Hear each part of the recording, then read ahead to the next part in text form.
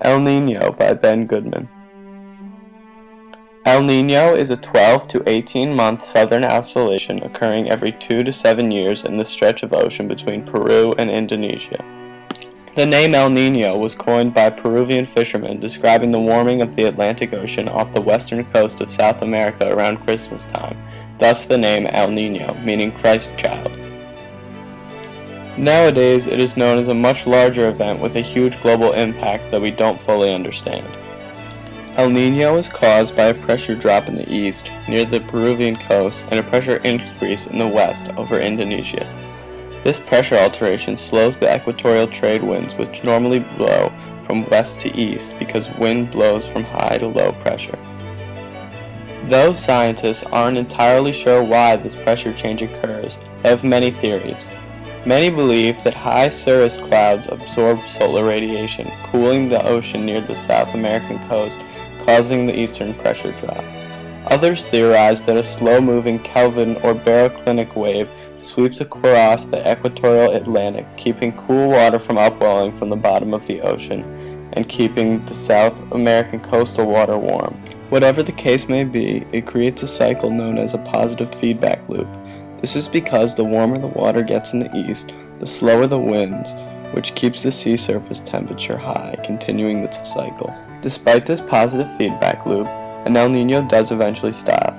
The way in which an El Nino is reversed is very similar to one of the theories as to why it begins. Scientists believe that a slow-moving wave called a Rossby wave moves surface water back westward, allowing water to upwell in the east yet again, restoring the natural system, and eventually reaching the opposite state of El Nino, La Nina. I won't go into depth on La Nina in this presentation, but understanding the difference between the two is essential. All you need to know is that in a La Nina, pressure rises in the east and drops in the west, causing the equatorial winds to accelerate, allowing an increased amount of cold water to upwell in the east, cooling water temperature. El Nino's effects can be severe and often fatal. Different areas receive different effects from El Nino. Northwest Canada, Southern Asia, Northern Australia, and Indonesia can expect temperature increases, while Arctic regions, Eastern and Central Asia can expect temperature drops during the El Nino years. South America and Indonesia receive dry weather during El Nino years, while the northwestern United States, Argentina, Central Africa, and Peru receive wet weather. Another effect of El Nino is that near Indonesia, the thermocline elevates, and near Peru, it depresses. The thermocline is the level in the ocean where warm surface water abruptly changes into cold, deeper water. When the thermocline depresses, it keeps water from the bottom of the ocean from upwelling and regulating water temperature. El Nino can also account for breakouts of insect-borne diseases, specifically in areas that experience wetter weather during El Nino years. This is because an increase in rainfall spawns increases in puddles, which insects like mosquitoes often use as breeding grounds. Flooding and storms in these wetter areas can also account for hundreds, if not thousands, of deaths. In the long term, El Nino can raise sea surface temperature levels to such an extent that they never fully stabilize. As with many of El Nino's harmful effects, this trend will continue because we don't know how to counteract it. El Nino can also have some potentially severe economic effects.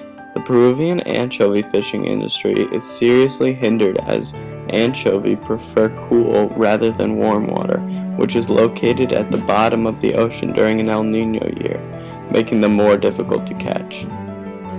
Flooding and storms caused by El Nino cost tens of billions of dollars in annual global expenses. In fact, the El Nino in 1992 helped to cause Hurricane Andrew, the most expensive hurricane up to that point, only to be surpassed by Katrina in 2004. Luckily, we can actually use the predictability of El Nino for our economic advantage.